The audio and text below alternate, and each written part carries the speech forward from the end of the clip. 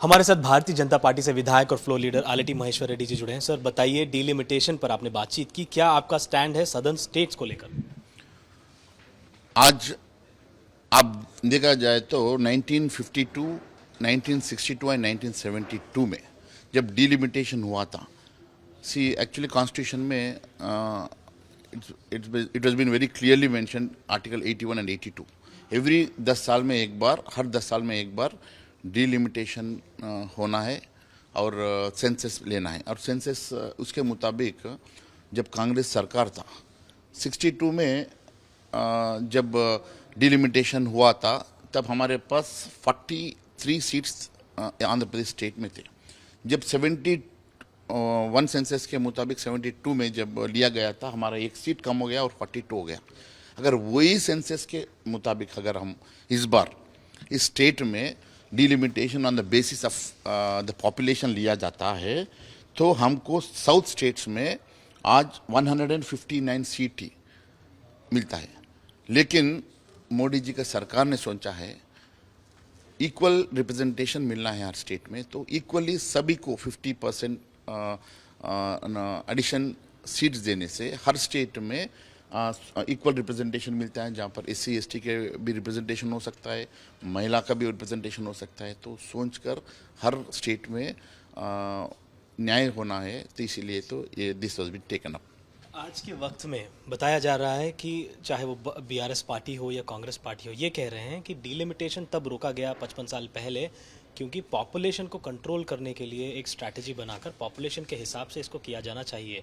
आज जो राज्य, दक्षिण के राज्य जिन्होंने पॉपुलेशन को स्टेबलाइज किया, कंट्रोल किया, उनको इसका सामना करना पड़ रहा है, इसका नुकसान सहना पड़ रहा है, जबकि जो उत्तर नॉर्दर्न स्टेट्स हैं वो पॉपुलेशन को लेकर अपनी जो रणनीति में सफल नहीं हुए, बट उनको ज़्यादा लाभ इसका मिल रहा है। इसको लेकर क्या कहें? देखिए, एक गलत प्रोपेगेंडा किया जा रहा है। मैं वही बोल रहा हूँ, पॉपुलेशन बेसिस में अगर किया हुआ होता तो जब हमारा स्टेट में 62 में जब डिलिमिटेशन हुआ है, जब हमारा 43 सीट 72 डिलिमिटेशन में हमारा 43 से 42 हो गया है। मैं बोलना चाहता हूँ अगर ये बार भी अगर पॉपुलेशन बेसिस में किया जाता है तो हमको सिर्फ 159 मिलता है, लेकिन आज प्रोपोर्शनेट 50% बढ़ाने से हमको 198 सीट मिल रहा है साउथ में।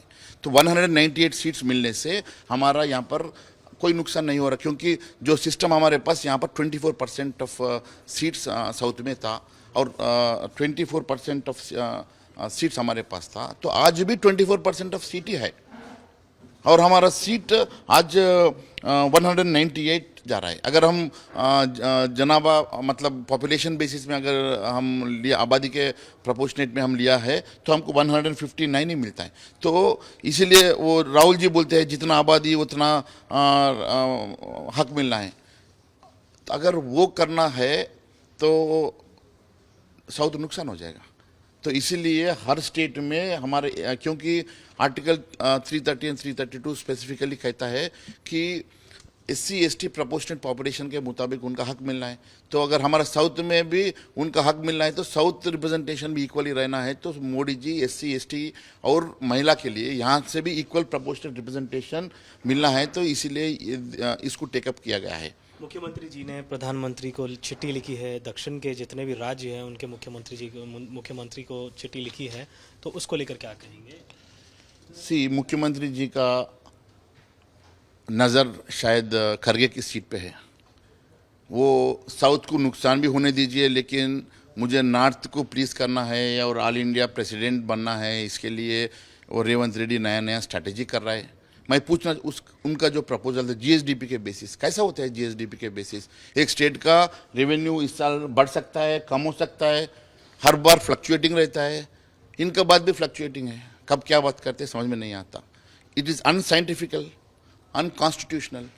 ये क्या बोलना चाह रहे किसी को समझ में भी नहीं आ रहा। कभी कुछ बोल देते, कभी कुछ बोल देते। रेवंत रेड्डी के बाद आज एक स्कूल स्टूडेंट भी उनसे अच्छा बात कर सकता है, तो आदमी ऐसा क्यों बात कर रहा है हमें समझ में नहीं आ रहा है। तो आप कह रहे हैं कि चाहे वो गवर्नमेंट के परफॉर्मेंस पर हो या फिर पॉपुलेशन एफर्ट जो कंट्रोल करने के लिए स्ट्रैटेजी बनाई गई सरकारों की तरफ से वो हो, या फिर दीगर जो उन्होंने कहा है हाइब्रिड मॉडल, उन चीज़ों को लेने से नुकसान होगा, ऐसा बता? सी हाइब्रिड मॉडल क्या है? What is hybrid model? जिनके पास पैसा है, जिनके पास वेल्थ है, वेल्थ के मुताबिक वोट देना है। जहाँ पर वेल्थ नहीं है वहाँ पर वोट नहीं मिलेगा क्या? तो फिर ओल्ड सिटी में वो वेल्थ नहीं है, वहाँ पर रिप्रेजेंटेशन नहीं मिलेगा। हैदराबाद में वेल्थ नहीं है, रिप्रेजेंटेशन नहीं मिलेगा, कहाँ मिलेगा? ये क्या प्रपोर्शन है? कौन सी कॉन्स्टिट्यूशन में लिखा है? कैसी बात करते हैं? Is it not unconstitutional? ऐसी बात ये जो मतलब जो पॉसिबिलिटी नहीं है, जो सोच भी नहीं सकते, जिसके पास वेल्थ है, जिसके पास पैसा है, उसी को वोट है, यही बात बोलना चाहते हैं वो लोग।